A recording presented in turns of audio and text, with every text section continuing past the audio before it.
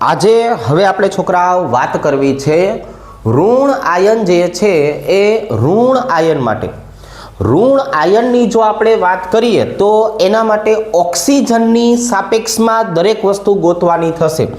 છેલ્લે આપણે એવું કીધેલું છે કે આપણી પાસે બે માનાંક ઘટકો આવેલા છે. કયા કયા? તો કે જો હાઇડ્રોજન હોય તો એનો આપણે +1 લેતા અને ઓક્સિજન આપેલું હોય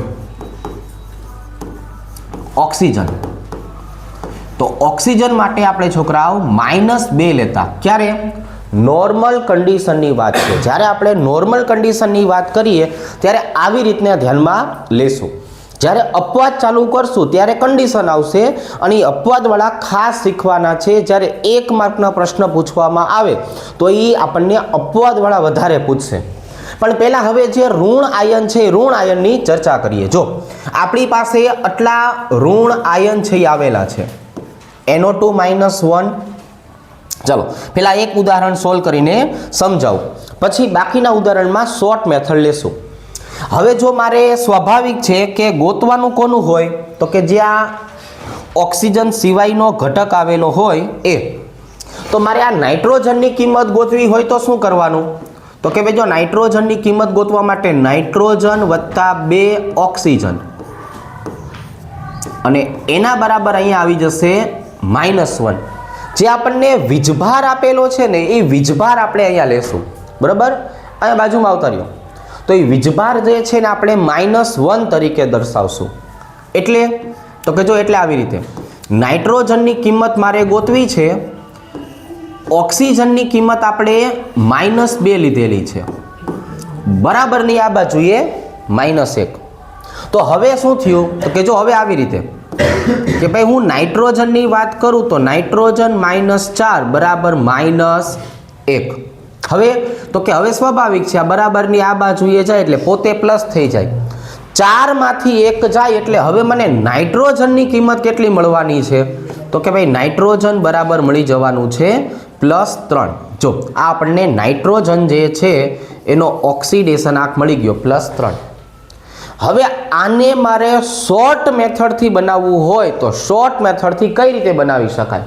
તો કે જે ગોતવાનું છે એના ઉપર આંગળી મૂકો. જો આ નાઇટ્રોજન, એક ઓક્સિજનની કિંમત -2, 2 ઓક્સિજન હોય તો -4, 4 માંથી 1 જાય એટલે કેટલા વધે? 3. જો છે આ ડાયરેક્ટ જવાબ.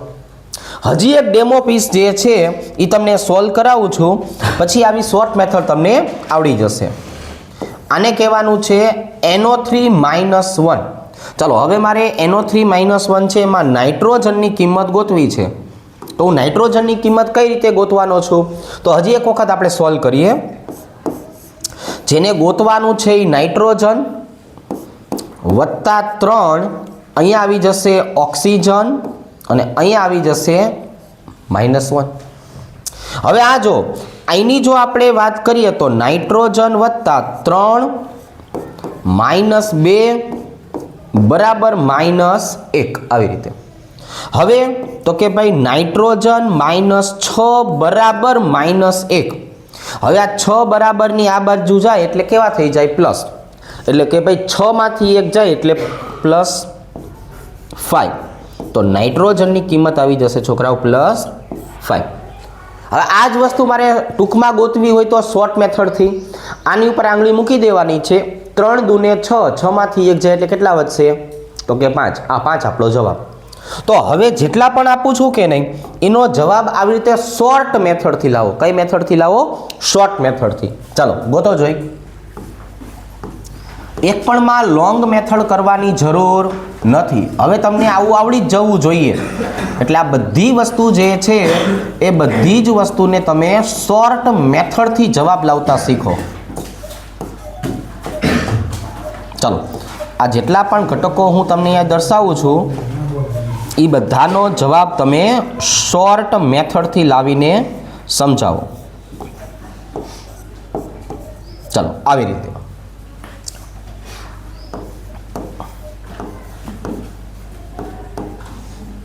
ચાલો આવી રીતે.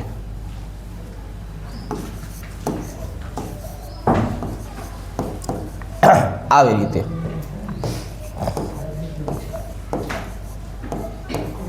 આવી રીતે આ બધાની જો આપણે વાત કરીએ તો કોની કિંમત ગોતવાની છે આપણને ખબર છે. ચાલો આટલી વસ્તુ આટલી.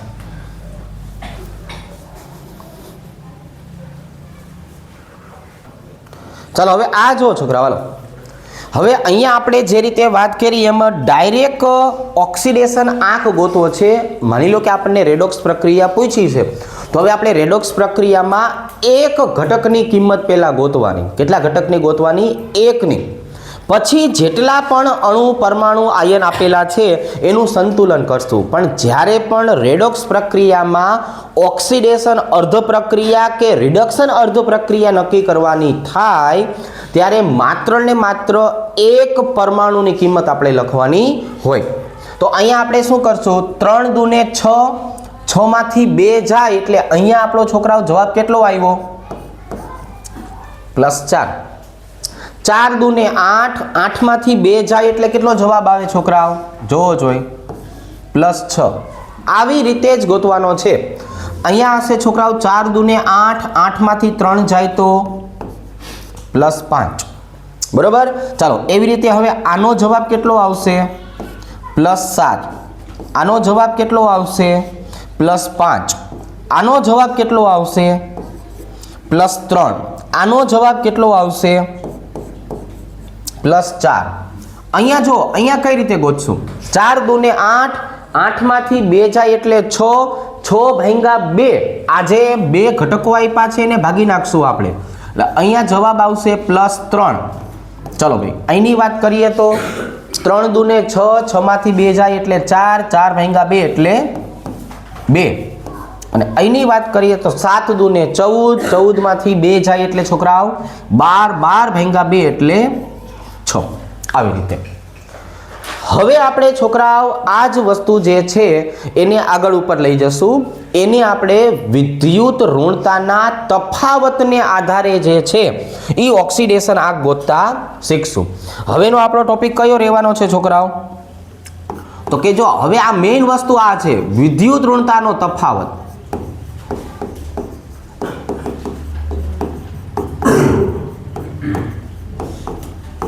આજે વિદ્યુત ઋણતાને આધારે આપણે જે સમજાવીએ છીએ એને આધારે ઓક્સિડેશન આંક ગોતવાનું છે. આ સૌથી અગત્યનો મુદ્દો છે આપણો. તો હવે આપણે આને નામ આપવાનું છે પ્રેરક અસર. જો આને શું નામ આપશું છોકરાઓ? પ્રેરક અસર તરીકે દર્શાવવાનું છે. પ્રેરક અસરનો મતલબ શું થાય? જેની વિદ્યુત ઋણતા વધારે અને જેની વિદ્યુત ઋણતા ઓછી એ બંનેનો સાપેક્ષ તફાવત લેવાનો છે. એટલે આપણે તો એક વાક્ય લખી નાખશું, જેની વિદ્યુત ઋણતા વધારે તે બંધના ઇલેક્ટ્રોનને ખેંચી લે છે અને જે ઇલેક્ટ્રોનને ખેંચી લેશે એનો વીજભાર નેગેટિવ થઈ જશે. શું થઈ જશે છોકરાઓ? નેગેટિવ થઈ જશે. હવે અહીંયા છે ને બે રીતની આપણે મેથડ જોવાની છે કે ભાઈ અહીંયા એરો આપણે દર્શાવશું વિદ્યુત ઋણતાના તફાવતને આધારે. તો એરોમાં શું કહેશું? જો છોકરાઓ કે ભાઈ આપણે ઉદાહરણથી જ સમજીએ એટલે આપણને વધુ આઈડિયા આવે. કાર્બનની સાથે આપણે ચારેય બાજુએ હાઇડ્રોજનને જોડી દેવો છે અને કાર્બનની સાથે ચારેય બાજુએ ક્લોરીનને જોડી દેવો છે. જો તો અહીંયા ઓક્સિડેશન આંક જે રહ્યો ને એ ઓક્સિડેશન આંક વિદ્યુત ઋણતાના તફાવતને આધારે બદલાયા કરશે. હું કાર્બન, હાઇડ્રોજન અને ક્લોરીનની વિદ્યુત ઋણતાની જો વાત કરું તો આપણને ખબર છે કાર્બનની કિંમત છે 2.5, હાઇડ્રોજનની કિંમત છે 2.1 અને ક્લોરીનની વિદ્યુત ઋણતાની કિંમત છે 3.0. તો હવે અહીંયા કેવું બન્યું કે જેની વિદ્યુત ઋણતા વધારે બંધના ઇલેક્ટ્રોનને ખેંચે. જો કાર્બન, કાર્બન, કાર્બન અને કાર્બન એરો અંદરની બાજુએ આવે. જો આપણે ખાસ કરીને વાક્ય લખવા પડશે કે જો આપણે તીર શબ્દ વાપરીએ, જો તીર અંદર આવે તો નેગેટિવ. અને તીર બહાર જાય તો પોઝિટિવ. એનો મતલબ શું થયો? કાર્બન માટે તીર અંદર આવ્યા એટલે આ કાર્બનનો ઓક્સિડેશનાંક થઈ ગયો -4. હાઇડ્રોજન માટે તીર બહારની બાજુએ ગયા. દરેક હાઇડ્રોજનની કિંમત કેટલી થઈ ગઈ? જો દરેક હાઇડ્રોજનની કિંમત +1 થઈ ગઈ. આવી રીતે અહીંયા જો ક્લોરીનની વિદ્યુત ઋણતા વધારે. છોકરાઓ સાંભળો, ક્લોરીનની વિદ્યુત ઋણતા વધારે. તીર ક્યાં જશે છોકરાઓ? તો કે તીર બહારની બાજુએ જશે અને ક્લોરીન માટે અંદરની બાજુએ આવશે. પણ હવે આ કાર્બન માટે તીર બહાર ગયા એટલે કાર્બનનો ઓક્સિડેશનાંક થઈ ગયો જો +4. અહીંયા કાર્બનમાં તીર અંદર આવતા હતા, અહીંયા કાર્બનથી તીર બહાર ગયા. અંદર આવ્યા તો -4, બહાર ગયા તો +4. એટલે દરેક ક્લોરીનની કિંમત કેટલી થઈ ગઈ? જો -1 -1 અને -1. હજી આ જ વસ્તુ જે છે એને વધારે ઉદાહરણથી સમજીએ. તીર અંદર આવવા અને તીર બહાર જવા એટલે તમને એકદમ કમ્પ્લીટ સમજાઈ જાય. જો એક ઉદાહરણ આપણે લેવું છે આવી રીતે. જો આ અપવાદવાળા ઉદાહરણ આપણે લેશું એટલે આપણને દરેક વસ્તુ જે છે એનો આઈડિયા આવી રાખશે. અહીંયા વિદ્યુત ઋણતા કોની વધારે? ઓક્સિજનની. ઓક્સિજનની બાજુમાં શું થશે? તીર અંદર આવશે. જો તીર ક્યાં આવશે? અંદર.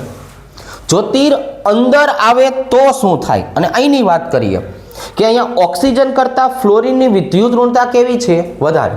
તો એનો મતલબ કે હવે ઓક્સિજનથી તીર કેવા જશે? જો બહારની બાજુએ ગયા.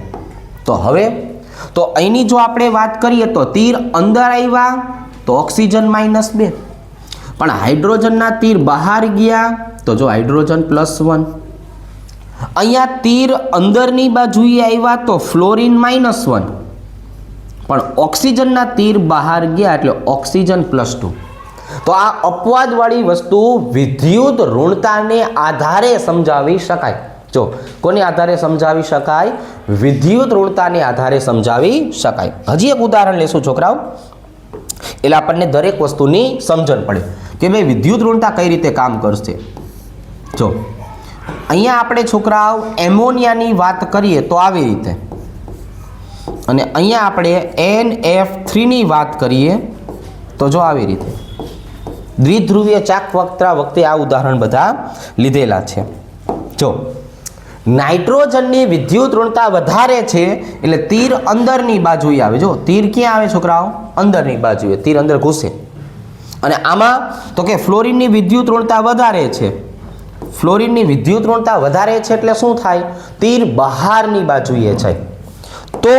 તો હવે અહીંયા જુઓ છોકરાઓ, અહીંની જો આપણે વાત કરીએ તો નાઇટ્રોજન કેવો બનશે? -3. અને દરેક હાઇડ્રોજન છે એ કેવા બનશે? તો કે +1. અહીંયા નાઇટ્રોજનનો વિદ્યુત ઋણતાનો તફાવતને આધારે ખબર પડી કે તીર બહાર નીકળી ગયા એટલે અહીંયા આવશે +3. અને દરેક ફ્લોરિન કેવા આવી જશે? તો કે દરેક ફ્લોરિન આવશે -1. તો અહીંયા આપણે જો કમ્પેરિઝન કરી અને બધી કમ્પેરિઝનમાં હાઇડ્રોજનને આપણે અને હેલોજનને આપણે માનાંક તરીકે લીધા. તો વિદ્યુત ઋણતાને આધારે આ જે નિયમ શીખડાયો ને આ પાકો કરશું. આને આધારે બાકીના ઓક્સિડેશનાંક આપણે ગોતવાના છે. સૌથી અગત્યની વસ્તુ આ વિદ્યુત ઋણતાને આધારે ઓક્સિડેશન આંક નક્કી કરવો. લખી નાખો. ચાલો જો હવે આપણે આ વિદ્યુત ઋણતાનો છોકરાઓ ઉપયોગ કરશું અને એને આધારે જે છે એ કાર્બનિક સંયોજનો જે છે એમની વાત કરીએ. શેની વાત કરવી છે છોકરાઓ? કાર્બનિક સંયોજનો. કાર્બનિક સંયોજનોમાં ખાસ કરીને કાર્બનનો ઓક્સિડેશન આંક ગોતવાનો છે. ઓક્સિડેશન આંક પણ કોનો ગોતશું છોકરાઓ? ખાસ કરીને કાર્બન જે છે એ કાર્બનનો ગોતવાનો છે. શેમાં? કાર્બનિક સંયોજનની અંદર. રેડી? ચાલો તો આપણે આના અલગ અલગ ભાગ પાડતા જઈએ. પહેલા વાત કરશું આલ્કોહોલ. ચાલો હવે જો છોકરાઓ આપણે આલ્કોહોલની વાત કરીએ તો આલ્કોહોલમાં કયા કયા ઉદાહરણને ધ્યાનમાં લેશું? તો કે ભાઈ બે ઉદાહરણને ધ્યાનમાં લઈએ, મિથેનોલ અને ઇથેનોલ. રેડી? ચાલો, આજે મેં ઉદાહરણ લીધેલું છે છોકરાઓ, એ શેનું છે? તો કે મિથેનોલનું છે. આવી રીતે બીજા નંબરની જો આપણે વાત કરીએ તો બીજું ઉદાહરણ લેશું આપણે ઇથેનોલ. જો આ બંને કાર્બનની સંયોજકતા તમે જરાક ધ્યાનમાં લેશો તો જુદી જુદી છે, એટલે બંનેનો ઓક્સિડેશન આંક અલગ અલગ આવશે. જો આ થઈ ગયું ઇથેનોલ. રેડી? ચાલો, પહેલાં આપણે આ બેની વાત કરીએ આલ્કોહોલ તરીકે, મિથેનોલ અને ઇથેનોલ. મારે કાર્બનની વાત કરવી છે તો હું કાર્બન માટે શું કહીશ કે વિદ્યુત ઋણતા કેવી? તો કે ભાઈ હાઇડ્રોજન કરતાં વધારે. તો તીર કેવા આવ્યા? અંદર આવ્યા. પણ અહીંયા ઓક્સિજનની સરખામણીએ જોવા જઈએ તો ઓક્સિજનની સરખામણીએ વિદ્યુત ઋણતા કેવી? ઓછી. તો તીર કેવું ગયું? બહાર. જો તીર અંદર આવે તો શું શીખડાયું છોકરાઓ? -3. અને જો તીર બહાર જાય તો કાર્બન માટે કેવું છોકરાઓ? +1. તો હવે જો મારે આ કાર્બનનો ઓક્સિડેશન આ ગોતવાનો થાય તો કાર્બનનો ઓક્સિડેશન આ કેટલો થયો બોલો? -2. કેટલો થયો? -2. કાર્બનિક સંયોજન છે, વ્યવસ્થિત શીખવાનું છે, જોવાનું છે, જાણવાનું છે. તીર અંદર આવે તો માઇનસ, તીર બહાર જાય તો પ્લસ. રેડી? ચાલો, હવે આપણે અહીંની જો વાત કરીએ આ કાર્બનની, તો એમાં 3 તીર કેવા આવશે છોકરાઓ? અંદર આવશે. હવે આ કાર્બન અને કાર્બનની વિદ્યુત ઋણતા કેવી હોય છોકરાઓ? તો કે એક સમાન. બે કાર્બનની વિદ્યુત ઋણતા સમાન એટલે વિદ્યુત ઋણતાનો તફાવત થઈ જાય 0. તો આ કાર્બનનો ઓક્સિડેશન આ કેટલો નીકળ્યો? -3. કેટલો થયો? -3. ટપા પડે છે? Very good. હવે અહીંની વાત કરીએ, જો કે એક તીર અંદર આવ્યું, બીજું તીર અંદર આવ્યું, પણ આ ત્રીજું તીર છે ને એ બહાર નીકળી ગયું. જો તો હવે હું આ કાર્બનની વાત કરું તો શું થયું? 2 તીર અંદર આવ્યા એટલે -2, એક તીર બહાર ગયું એટલે +1. તો ઓલ ઓવર આ કાર્બનનો ઓક્સિડેશન આંક કેટલો થયો? આ કાર્બનનો બોલો? જો -1. આપણે અહીંયા 2 ઉદાહરણ લીધા કાર્બનિક સંયોજનમાં, 2 ઉદાહરણ આલ્કોહોલના લીધા, પણ જો આટલી વસ્તુ જોવા મળી, 1, 2 અને 3 કાર્બન છે, 3 કાર્બનમાં ઓક્સિડેશન આંક જુદો જુદો આવ્યો. આ બધી વસ્તુનો આધાર શેના ઉપર છે? વિદ્યુત ઋણતાના તફાવત ઉપર. શેના ઉપર છે? વિદ્યુત ઋણતાના તફાવત ઉપર. રેડી? ચાલો, હવે ખાસ સાંભળજો, આ બધી વસ્તુ આપણે 12મા ધોરણમાં બેઠી આવશે ત્યારે મારે ખાલી યાદ કરાવવાનું હોય કે આ તમને મેં ભણાવ્યું છે. રેડી? ચાલો, હવે આપણે આલ્ડીહાઇડની વાત કરીએ. કોની વાત કરીએ છોકરાઓ? આલ્ડીહાઇડ સંયોજનોની. ચાલો, આલ્ડીહાઇડની જો આપણે વાત કરીએ તો એના ઉદાહરણ કયા કયા છે? તો કે ભાઈ એક ઉદાહરણ છે ફોર્માલ્ડીહાઇડ અને એક કોઈ પણ આલ્ડીહાઇડ. જો આવા 2 ઉદાહરણ આવશે, એક ફોર્માલ્ડીહાઇડ અને એક કોઈ પણ આલ્ડીહાઇડ. જો આવી રીતે. હવે હું અહીંયા ગમે એ લખું કે નહીં, એ મૂળ જોડાયેલો હશે કાર્બનથી. હું અહીંયા આરની બદલે ગમે તે લખું, અહીંયા હશે કોણ? કાર્બન. તો આ કાર્બન અને આ કાર્બન બેની વિદ્યુત ઋણતાનો તફાવત કેવો હશે? 0. એટલે એને આપણે ધ્યાનમાં લેવાની જરૂર નથી. તો હવે અહીંની જો આપણે વાત કરીએ તો આનું નામ શું થઈ જશે? તો કે આનું નામ થઈ જશે ફોર્માલ્ડીહાઇડ.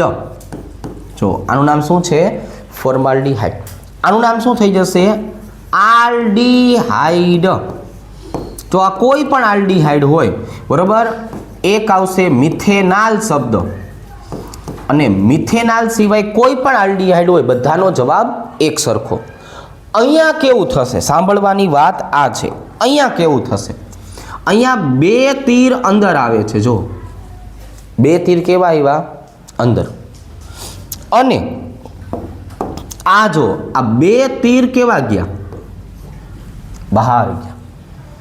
તો આનો મતલબ એવો થયો, ફોર્માલ્ડીહાઇડની આપણે વાત કરીએ તો -2 + 2 કાર્બનનો ઓક્સિડેશનાંક 0 છે. યાદ રાખશું, ફોર્માલ્ડીહાઇડના કાર્બોનિલ કાર્બનમાં છોકરાઓ કાર્બનનો ઓક્સિડેશનાંક 0 છે.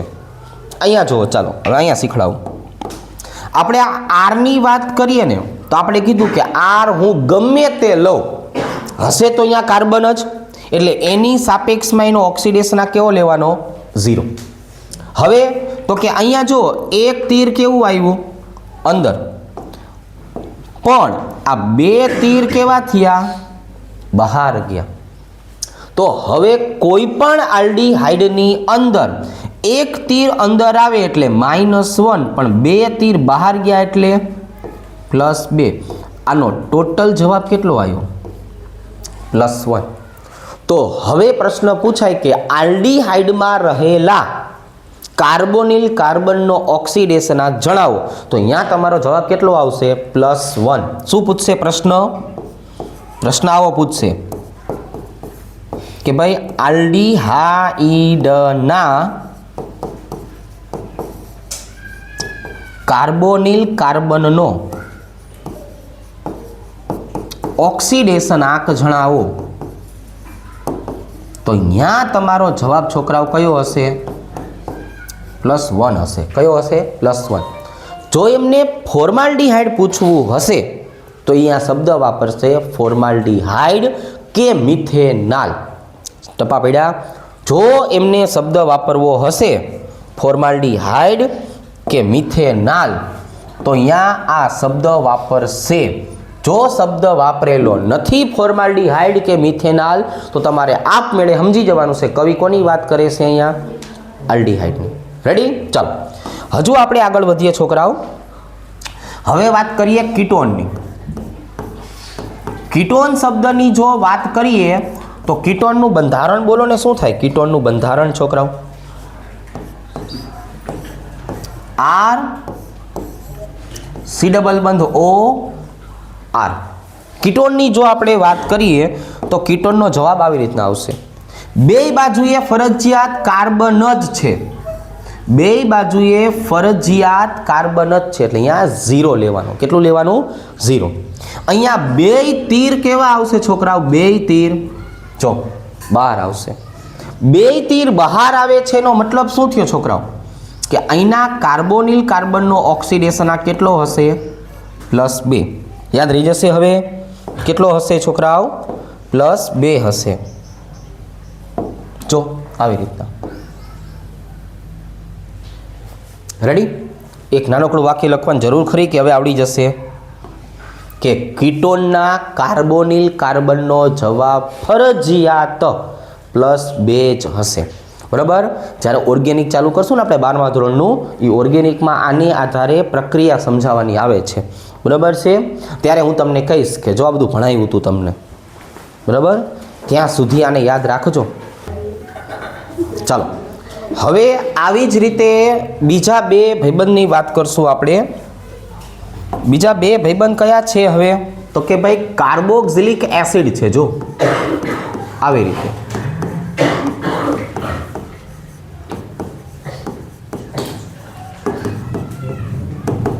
અને બીજા નંબરે કોણ આવશે? તો કે ભાઈ બીજા નંબરે આવશે એસ્ટર.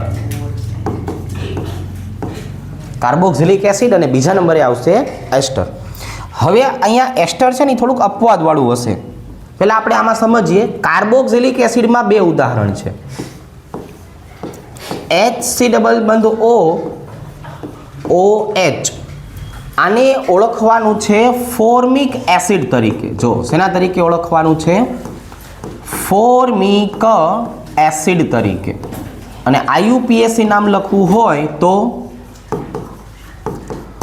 Methanoic acid. જો મિથેનોઇક એસિડ માટે સ્પેશિયલ પૂછેલું હોય તો જવાબ, અને સ્પેશિયલ નથી પૂછેલું અને એની બદલે આપણને કીધેલું છે માત્ર ને માત્ર કાર્બોક્સિલિક એસિડ, માત્ર ને માત્ર શબ્દ કયો વાપરો છે છોકરાઓ?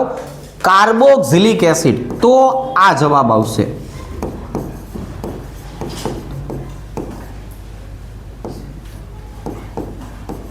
જો આવી રીતે આ થઈ ગયું કાર્બોક્સિલિક એસિડ. એ જ વસ્તુ એસ્ટરની વાત કરીએ તો જો આવી રીતે ફોર્મેટ આયન કહેવાય. આને શું કહેવાય છોકરાઓ? Formate ion.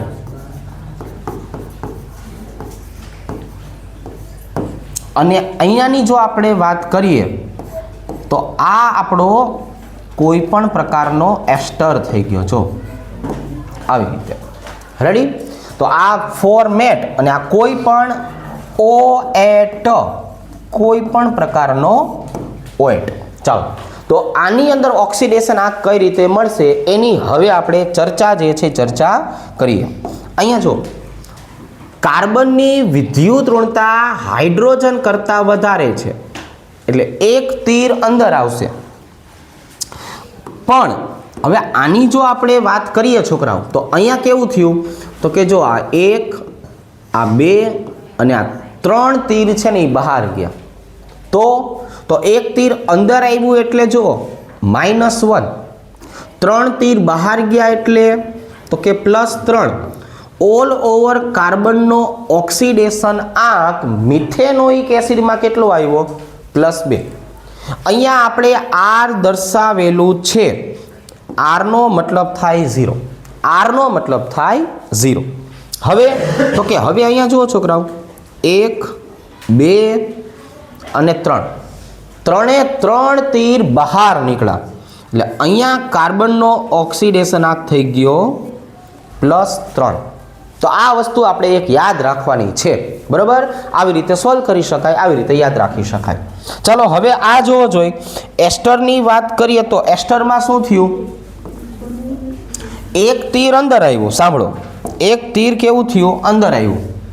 અને અહીંયા જો 1, 2 અને 3, આ 3 તીર કેવા થયા ભાઈબંધ? તો કે 3 તીર બહાર ગયા.